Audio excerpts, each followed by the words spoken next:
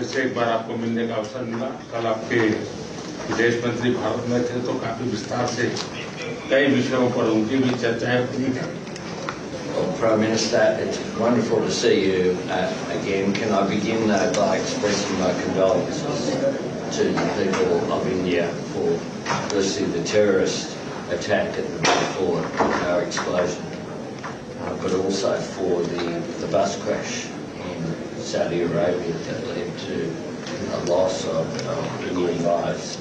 But we have much to discuss, and our relationship is very strong, never stronger in my view.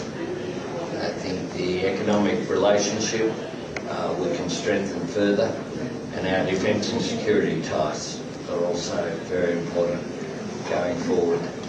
And I look forward to our discussion today. I know our foreign ministers have had a very successful meeting, and I of course saw your minister in Malaysia just a short time ago, and the relationship between us as well. I think the large Indian diaspora in Australia just means those ties are so strong.